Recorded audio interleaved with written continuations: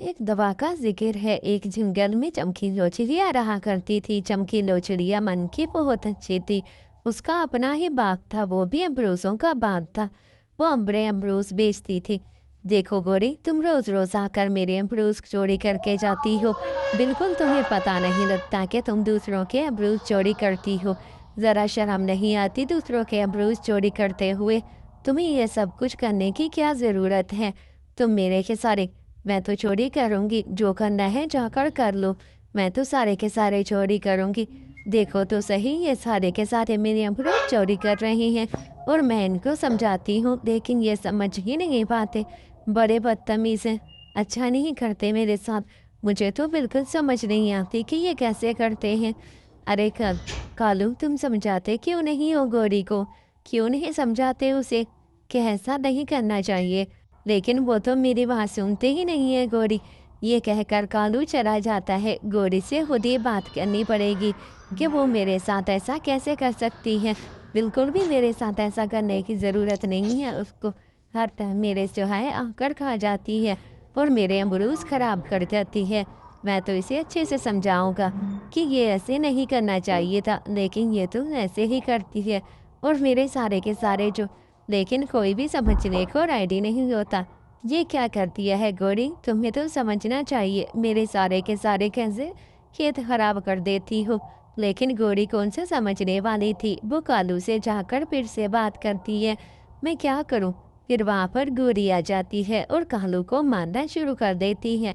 अरे मुझे बड़े आई रोकने वाले। अगर तुम लोगों ने मुझे रोका तो फिर देखना तुम लोगों के साथ। छोड़ दो कालू को, छोड़ दो। बड़ी आई हमारे अमरूज खाती हो और अपने पति को मारती हो। ये तुम्हें समझाने आया था, लेकिन तुम तो इसे ही मारना शुरू कर देती हो। ज़रा कनवक्कल नहीं है तुम्हें कि दूसरों को कैसे समझाया जाता है और दूसरों के साथ कैसे बुरा किया जाता है। तुम्हें कांडू, तुम उसे समझाते ही क्यों नहीं हो? वो तो तुम्हारी पत्नी है। तुम उसे समझाओ और तुम इसे बताओ। मैंने तो इसे समझाया है, लेकिन वो तो समझने की नाम ही नहीं ले रही।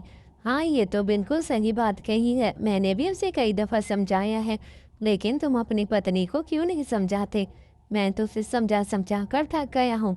अच्छा अच्छा, ठीक है, मेरा तो सारा का सारा नुकसान हो रहा है। इतनी मुश्किल से तो मैंने इतने फ्रूट खरीदे थे और वो भी वो ज़ाया कर रही है। तो मेरा क्या बनेगा? अब तो मैं भी बहुत परेशान हूँ। सारे पके पके अमरूद तो वो खाकर नीचे फेंक देती है। ऐसे ही वो सुनहरी बहुत ज़्यादा परेशान थी।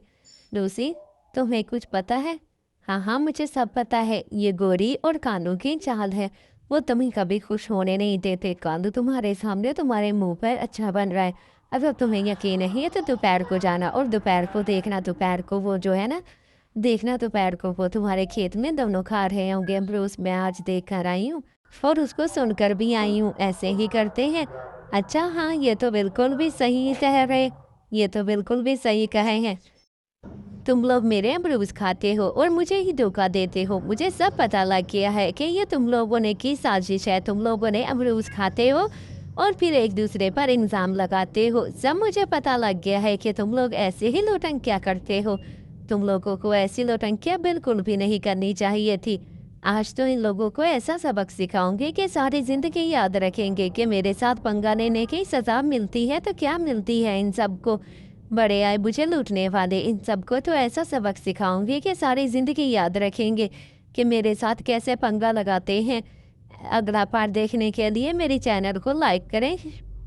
अगले पार्ट में आप देखेंगे कि गौरी और कालू का क्या अंजाम होता है। इन दोनों को ऐसा सबक सिखाएंगे कि ज़िंदगी भर याद रखेंगे। अगले पार्ट के लिए इंतज़ार करें। दूसरे पार्ट में आप लोगों को पता लगेगा कि कहानी में क्या होता है।